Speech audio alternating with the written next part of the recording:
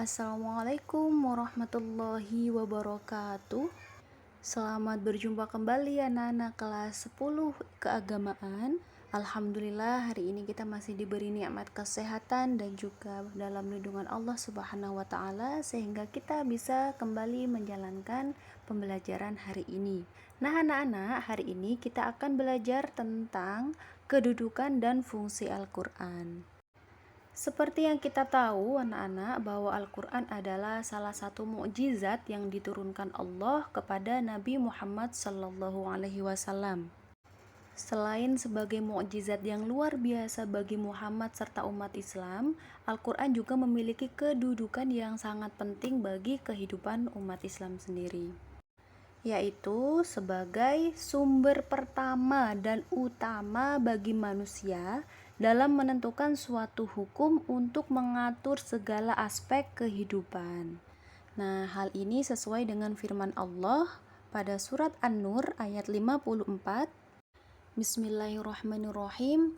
Qul athi'ullaha wa athi'ur rasula fa in tawallaw fa innama 'alaihi ma hummila wa 'alaikum ma humiltum wa in tuti'uhu tahtadu wa ma 'alar rasuli illal balaghul mubin.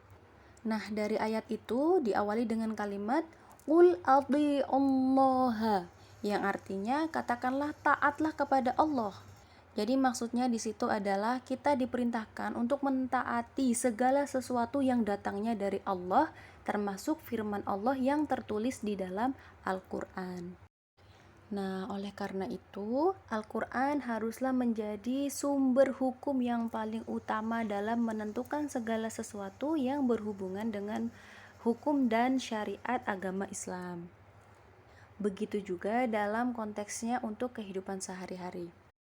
Lafaz selanjutnya baru kemudian wa athi'ur rasul, yakni dan taatlah kepada Rasulullah Shallallahu Alaihi Wasallam. Nah, dari sini kita bisa menyimpulkan bahwa dalam Islam itu ada dua pedoman yang harus menjadi sumber utama dalam menentukan hukum atau ijtihad, yaitu yang pertama Al-Quran dan yang kedua baru kemudian Al-Hadis. Itulah kedudukan Al-Quran di dalam Islam. Nah, tidak hanya memiliki kedudukan yang sangat penting di dalam Islam, Al-Quran juga memiliki fungsi-fungsi yang sangat penting dalam kehidupan manusia. Yang pertama yaitu sebagai petunjuk, atau biasa disebut Al-Huda. Nah, kandungan isi Al-Quran itu sendiri meliputi petunjuk untuk akidah dan keimanan, petunjuk akhlak, dan juga syariat dan hukum. Jadi semua aspek dalam kehidupan kita tercover dalam kandungan-kandungan Al-Quran. Fungsi yang selanjutnya yaitu sebagai pembeda atau Al-Furqan, yang gunanya adalah untuk membedakan mana hal yang hak dan mana yang batil, mana yang benar dan mana yang salah, mana yang mendapat pahala, mana yang mendapatkan dosa. Fungsi Al-Quran yang lain yaitu sebagai pemberi kabar gembira sekaligus ancaman. Nah, di dalam Al-Quran itu terdapat banyak sekali kisah-kisah yang bisa kita ambil hikmahnya, yang bisa memberi motivasi yang baik bagi kehidupan kita. Kabar gembira misalnya tentang masuk surga, atau tentang nikmat-nikmat yang sangat luar biasa, atau bisa juga berisi ancaman tentang neraka dan siksa kubur.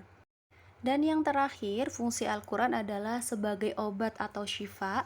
Ini sesuai dengan firman Allah dalam surat Al-Isra ayat 82. Bismillahirrahmanirrahim. Wa nunazzilu minal qur'ani ma huwa shifaa'u wa rahmatul lil mu'minina wa la yaziduz zalimina illa khasara.